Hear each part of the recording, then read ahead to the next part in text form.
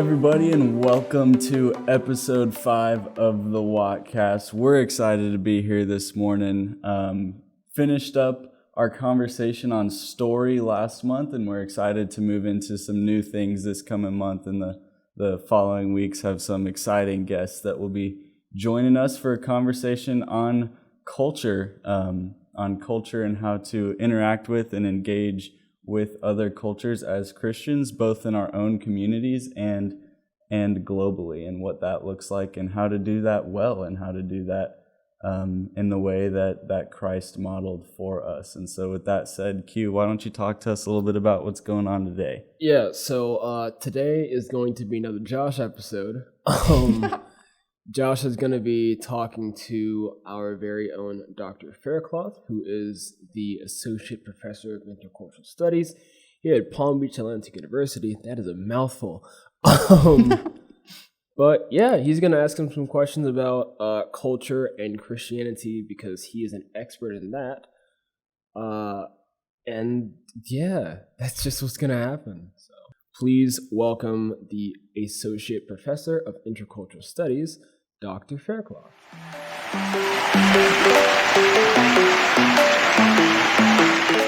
Welcome to the Watcast, Dr. Faircloth. I'm super excited to be here this morning and to have you here this morning.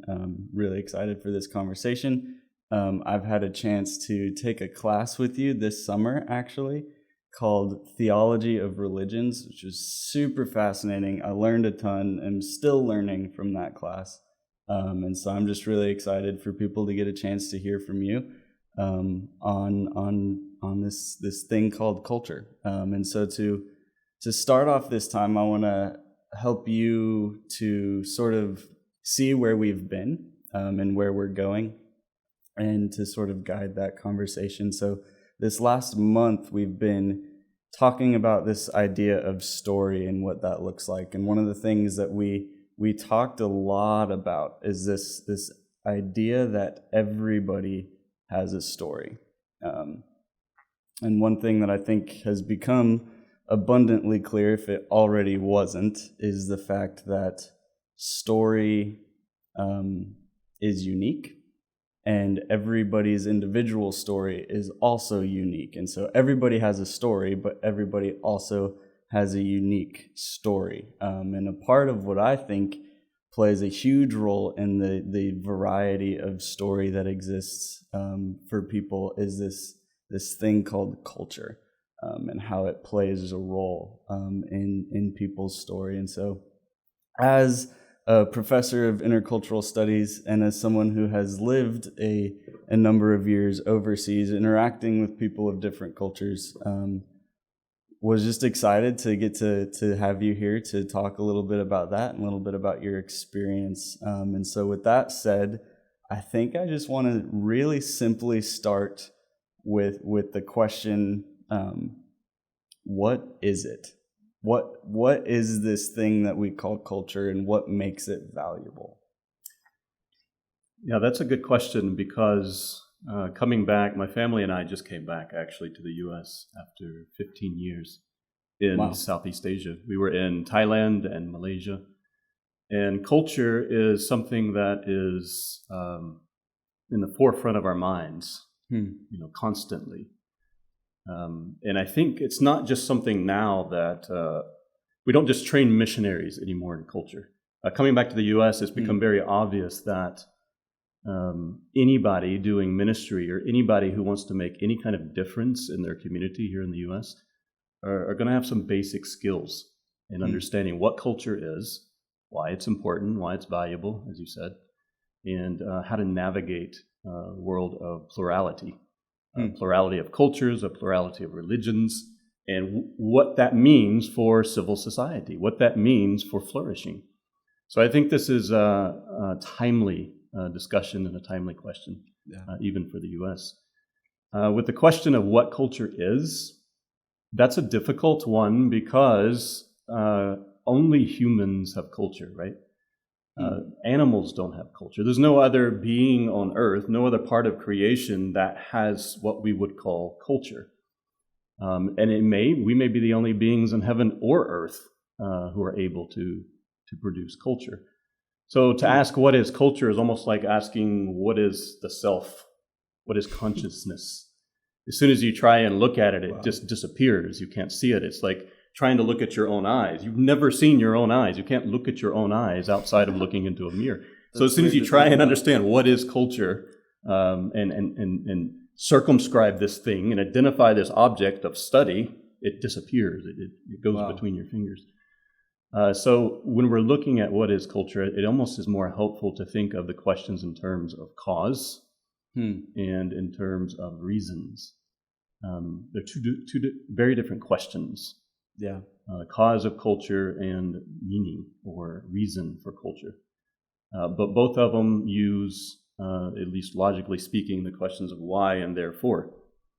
Yeah. So as Christians, I think it's very important because, at least in the U.S., traditionally, when we speak of culture as Christians, it tends to be in something of a negative way.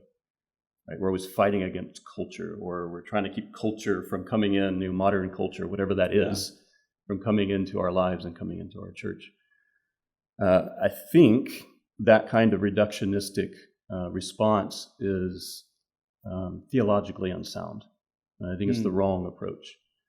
Because when we're looking for a theological account and we're talking of causes, just like consciousness, just like human existence, if humans are the only ones that can produce this thing we call culture, it helps us, I think, to go back even to Genesis 1.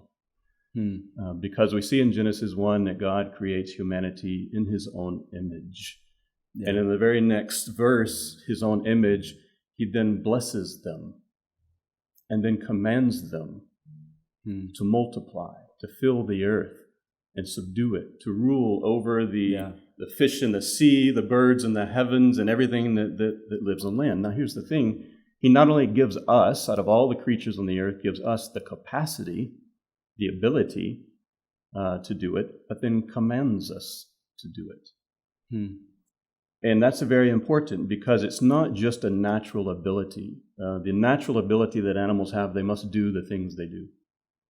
But when we're talking about culture, yes, it's a natural capacity that humans have, but it's also a moral imperative, which means we could choose not to do it. We could choose not to obey the command. But in order to do it, right, in order to rule over the birds, the fish, and everything on the land, in order to multiply, it takes more than one person. Right? Yeah. You can't just have individual culture. Culture is something that happens within society. Groups of people have to come together and agree, here's how we will do this. Here's how we will have family. Here's how we will have community. Here's how we will use our resources. And through that, you produce worlds of meaning. So what we find is to be in the image of the Creator is to be little creators ourselves. Wow. And to be commanded to create. You know, this is the cause of culture. God is the cause of culture, his cultural mandate for us to be in society, to work together. So maybe the closest I would come, we can give anthropological definitions of culture, there are plenty. Yeah. But for a theological account, I think the closest we might come for what is culture would be that it is a society's pursuit of the good, the true, and the beautiful. Wow. That's really good. That's really, really good. Man, there's so much there, so much to think about. One thing that I want to ask is this idea that you can't have individual culture, right? It has to be a part of community. It has to be a part of society. Outside of that, there is no culture.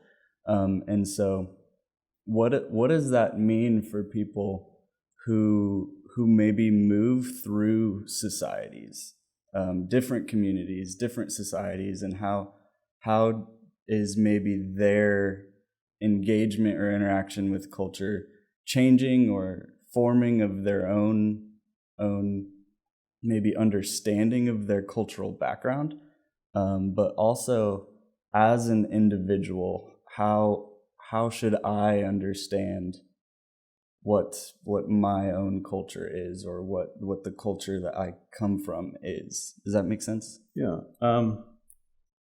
And I think that's important because when we're talking about a moral imperative, we're talking about something that we should choose to do. In regard to those who are moving in and out of different cultures, for instance, my children. Yeah. My son he's applying for university, and he had to write an Nice. essay. And so the first thing he did was he's talking about his culture. And what he means by that is an amalgamation. He means a number of different influences, that he is neither this nor that over there, but a combination of these three, and now a fourth as he's moved back to the U.S., and how that's affected him, but also the way in which it has formed his moral life, and the way in which he values others and so forth. But that doesn't happen automatically.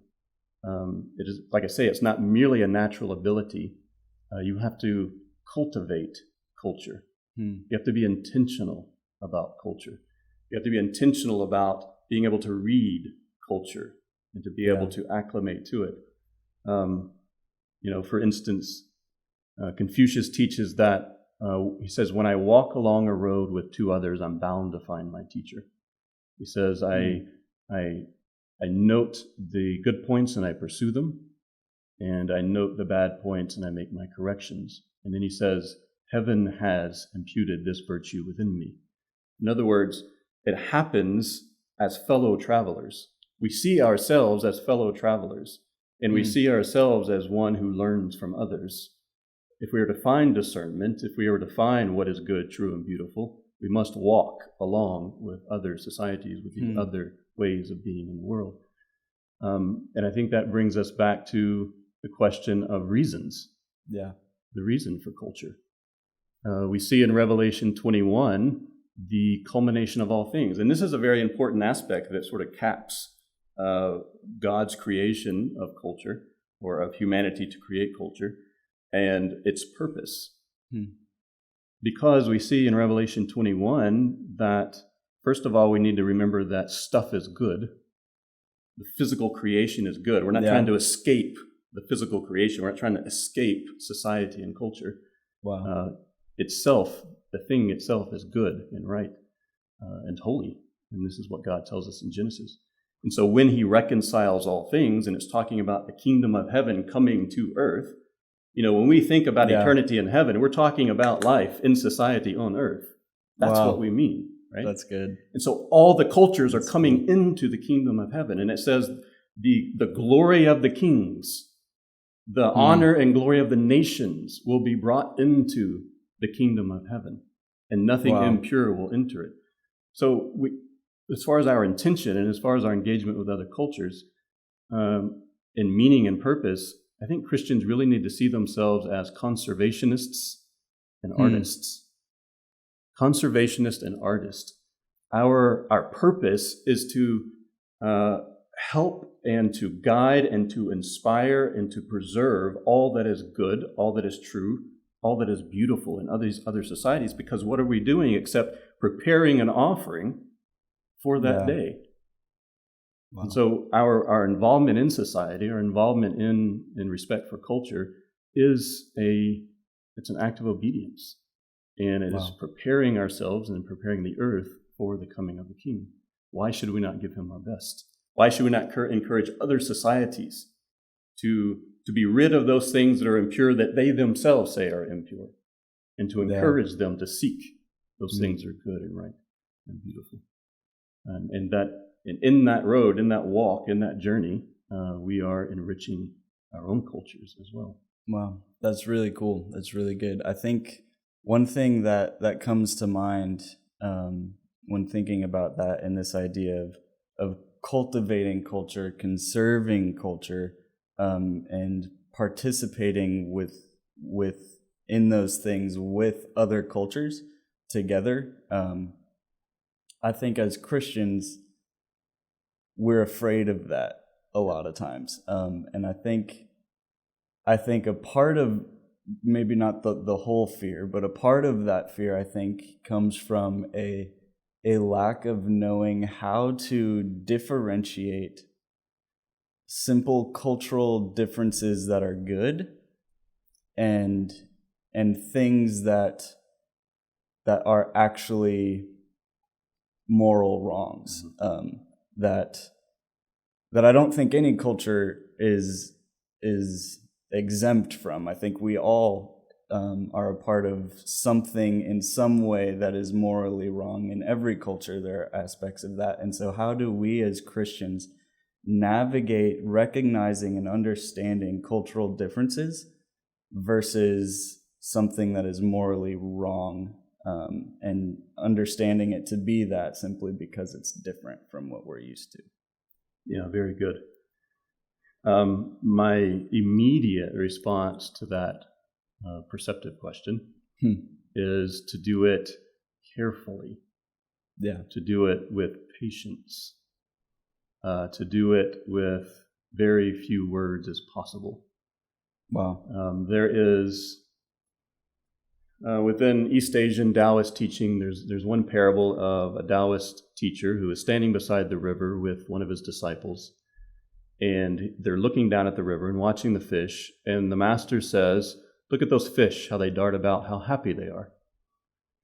And the disciple responds, "How do you know the fish are happy?" And he responds, "How do you know what I know? You don't know what I know. Why do you ask what I know?" And the disciple responds, "You're right. I don't know what you know. Therefore, it proves my point. You don't know what fish know." And the master says, "Well, go back to your original question. You asked me how I know. You assumed I already knew. I know by standing here alongside the river." In other words, he knows by observation. He knows by watching. He learned the culture of fish, if you will. Yeah. And I think that's very important. And I think that's a big aspect of practical wisdom, is to speak less, listen more. Because what has been probably a bigger mistake than not, usually missionaries were so worried about syncretism that they were very quick to vilify certain aspects of culture. It is and less likely to bring in that which would enrich the Christian faith, not only in that location, but globally. So I think there's an aspect in which we need to slowly and carefully observe aspects of culture that we might find strange, that we may find even abhorrent, simply because we don't understand. So we need to take the time, as you would with anyone. Think of it like a friendship. Yeah. Taking the time to actually get to know the person, taking the time to actually get to know the society, to see the compound reasons and meanings, the world of meaning and the internal logic of things, rather than picking apart atoms and pieces of things, to see the entire narrative, if you will, the entire story in which they are immersed. Then we can see where the good, the true, the beautiful is. Or, even better, shining the light of Christ upon that, so that by his light they can see light in their own culture. Wow. That's really good and helpful. I think this I've talked about on the podcast before, having the opportunity to do what's called the world race after high school, and to get to just travel and do missions, and to just engage cultures all over the world. And I think there was a fear of getting it wrong so often, that we tried to do things quickly because we felt like if we took our time in it, in understanding the culture and understanding why they do things the way they do, and understanding why their societies operate in certain ways, the fear is that in going slow, in allowing that to be a process of learning and of interacting, and of I think the point of friendship is a really good one, of really building relationships and getting to know people, that the thought of that being a slow process when you're in it, I think for me oftentimes left me afraid of leaving so much opportunity for me to continue to get it wrong. And so I think sometimes me, as well as some other mates that were with me, would would do things out of assumption of what the assumptions that we had of the culture, or maybe one or two things we may have heard or read on the internet somewhere, and we'd operate in that way. And I think oftentimes that led us to getting it wrong even more so than taking the time to do it and getting to know people and observing and watching. I think by the end of the race, one of the things I learned in India in particular is to sit back and watch what the people who know what they're doing are doing. And then if I have questions, ask. Don't be afraid to ask and learn. And so I think that point of observation and even slowing down and stepping back and watching and listening and learning is really good one. And it reminds me even of something I had the chance to talk with Dr. Maxwell last week about, is this point of inefficiency. We think that all things inefficient are all things bad, but oftentimes I think in a process of learning and engaging and seeking to fully know and understand the other, inefficiency is key, I think. And so I think that's really good. So my next question for you is, how do we, and I think I maybe know where you might be headed with this answer just from other things you've said, but how do we honor those things that we find to be good, and those things that we find to be beautiful, and those things that we find to be true in other cultures? How do we honor those things and even uplift and encourage and exalt those things to a point of honor between cultures? I think in the whole realm of what we've been talking about, as far as the cause, as far as the reasons for culture, the aspect of friendship, and the time that it takes to truly build that kind of mutual understanding. That honor comes through that virtue, through the act itself, by embodying those elements of the other into your own narrative, into your own story, into your own life. And it can be very difficult. For instance, and it may have a lot to do with the idea of means and ends. Many times as Christians, our end is that we would share the gospel with as many people as possible. That's our goal. Well, what happens, because that's our goal, the means to that goal are people. So we end up treating people as means rather than ends in themselves. We end up treating the friendship, the relationship, as a way to achieve this goal of mine, which is to share the gospel with as many people as I can. The end should be the relationship itself. We should value that relationship no matter what. And it's the same as far as, and in that relationship, we're acquiring the culture of the other. We're honoring the culture of the other, because that's what happens in friendship. For instance, in the U.S., and this is something I've had to sort of reacquire and become accustomed to, we don't necessarily hesitate to give our own opinions. And we seem to have an opinion about everything, or about many things. And that we have a right to say whatever that opinion is. And if we think we have important information for the other person, then in that conversation we may get very serious. We may have a serious tone, we have a serious face, we may even lean into each other. I may raise my voice when I get to the point I want to make. But that's part of U.S. culture, and people understand what's happening and what that is. In Thailand, when, say, short-term teams would come over, maybe a part of something like what you did, they're obviously bringing their mode of communication with them.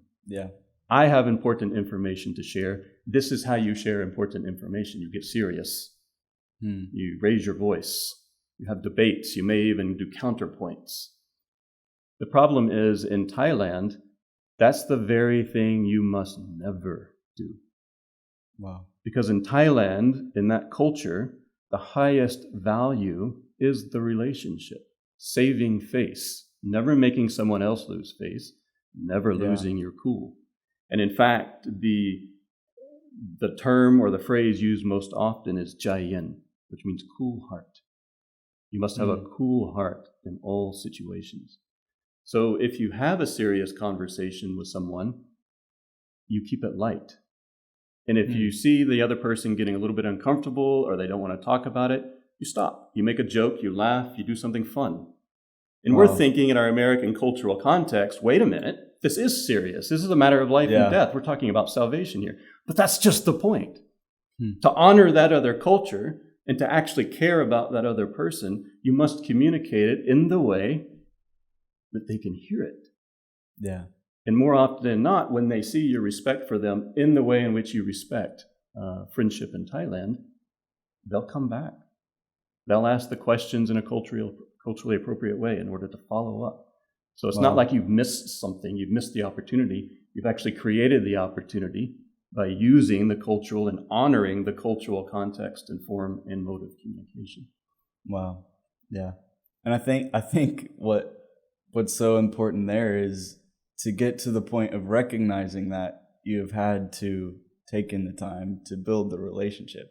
Right. And so I think just seeing the importance of everything else you've shared is just really helpful and really cool. So one of my last questions for you would be then, how do we recognize these cultural differences, honor these cultural differences, and love people well? I think this is similar to the last question, in that I think part of loving people well is loving them in such a way that they would receive love. Yeah. And I think that oftentimes is a cultural thing. But yeah, so how do we, in light of these differences, and in an attempt to pursue relationship, pursue people, pursue friendships, how do we love the other well? And I think that word "other" is key because it implies these differences. Yeah, that's an important question. And going back to the cause and reason for culture, culture being that moral mandate, that virtue, it means it's something that we have to actually cultivate. We are enculturated, right? We receive culture, it's passed down to us. Much of it is not even part of our intellectual capacity. It's just something we do because that's what we're taught to do. And so there's this surface level in which we learn how to function, we learn certain meanings, and we can live. But that's not what we're commanded to do. We're commanded to create. We're commanded to actually bring out the aspects of creation that are good, that are true, that are beautiful, and to continue that for eternity. It's nothing. It's something we actually have to work towards and to actually make happen. And we can't just sit back on our laurels and let it happen to us. And so, first and foremost, even just drawing from Matthew 13, where Jesus is talking about the kingdom of heaven is like this, the kingdom of heaven is like this. And then he says something very interesting, I think something very profound for our question here, is that any scribe who is trained for the kingdom of heaven, and that word trained I think is very important, trained for the kingdom of heaven, is like the master of a house who brings out of his treasure things new and old. Which means in order for us to do that, we have to actually know our house. We have to become familiar not only with the things of Scripture, not only with the things of our immediate tradition, not only with the things that are said on the spin plate, constantly over and over within our current day society. We have to dig deeper into the tradition, the culture of not only Scripture, but of the church itself across time, across place, and our own Western culture. be so familiar with all that is good, that is true, that is beautiful, to learn how to discern our own culture. Then when we meet someone else, we have learned how to love our culture first, not as some sort of isolation, not as some sort of nationalistic endeavor, but as a way to share and receive. Wow. It's like children going to their toy box and pulling out their favorite toys in order to show someone else. And they want to see their favorite toys. And so we're bringing together these things. And as a society, and especially as the church, and we're talking about intercultural church, as that begins to happen, which is the vision of the church itself, it forms, in a sense, a third kind of culture. We're bringing together all these things, and we're forming something even new and something even more beautiful. And so it's that aspect of love. It's that aspect of loving your neighbor, loving the aspects of what God is doing among our neighbors, and drawing that out and pulling that into glorification of God. I think that's something that every Christian should be about.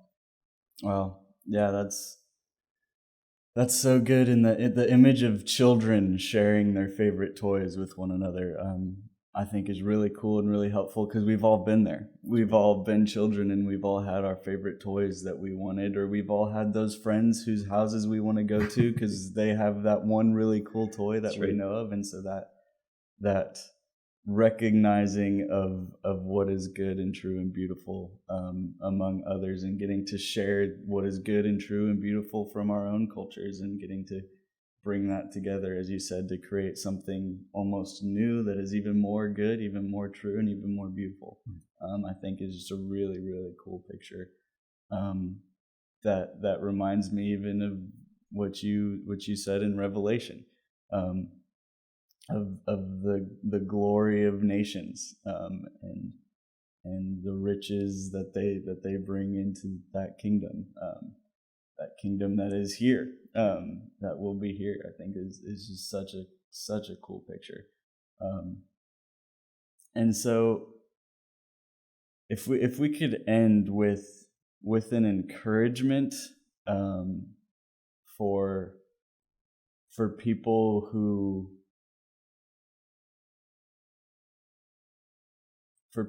who are college-age students, that all come from different places, different cultures, potentially even different faiths, an encouragement for them, for us to live in the spaces that we are right now, well, recognizing that even in those spaces are these cultural differences, and recognizing that we are different even in our own spaces.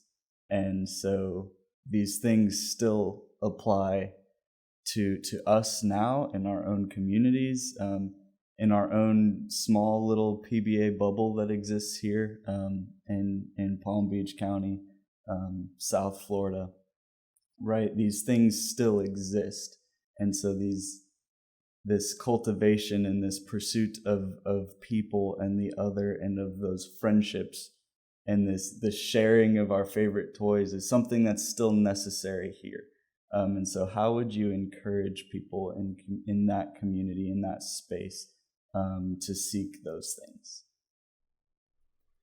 That's a good question, and it plays into aspects of what we've been talking about. The real life doing of it is where it becomes, it sounds incredible. Yes, this is our vision. This is where we need to go. The actual doing of it is where faith is tested, where you need to begin to learn discernment between even your own theological assumptions. May actually, not that they're wrong, but they may be heavily influenced by your own enculturation. Yeah. And so even being willing to listen to other Christians and how their understanding of certain aspects of what's important and how one should actually exhibit a Christian life. I think providing a space is very important for that. Providing that open space, that receptive space is very important for that. So what you guys are doing right here is one of those elements. Yeah. To open up a space in which, others can come in and speak into the culture of, let's just say, PBA, to speak into student activities, to speak into the way in which we approach education. All of those things, I think this type of venue is one of those steps. It's going to mean allowing yourself to be uncomfortable. Right? Good. Because that's the deal with culture is it gives your world. It is your world. You're comfortable in your world. And so in order to benefit from another, or in order to learn that discernment, you must walk along the road with the other. You must listen to the other. You must be able to have conversation with the other. Allow the other to hear. It's also a responsibility of learning your place within the society. There are certain cultures within U.S. society that don't have to listen to the other. So they don't. It never occurs to them to listen. They think they're listening. Wow. But if you open yourself up to actually engaging, to actually addressing some difficult issues, then you'll be surprised at what you may hear and the changes that it may make, even within our own majority culture. So I think the space is necessary. And I think the churches in this area there's several of them that I think are doing a very good job of providing that space. So I would say for students here at PBA, take advantage of those situations and learn from those that you may actually go out and do that as well. Thank you. Thank you very much. Thanks for being here. Thanks for sharing. I think I've found, and I'm sure others will too, that your words and your insights are both helpful, encouraging, challenging, but also rooted in hope that we're created for this, and God wouldn't create us for something that He can't sustain us in, and so I think there's hope in it, and I think that is evident in just your words this morning. And so thank you so much for sharing. Thanks for being here. It was so much fun, and what a great place to start for where we're moving in the coming weeks. We have some more exciting guests coming up in the next 3 weeks or so, a couple of which, like Dr. Faircloth's son, have spent quite a few of their formative years overseas in spaces where they're surrounded by vastly different cultures. And so we'll get to hear some stories of their interaction and their engagement, and how it has formed them and impacted the way they view and understand culture. And so excited to have them, excited to hear some of their stories. With that said, this has been episode 5 of the Watcast. Thank you so much, Dr. Faircloth, for being here this morning and for sharing this space with me. What a just special treat. With that said, we will see y'all next week.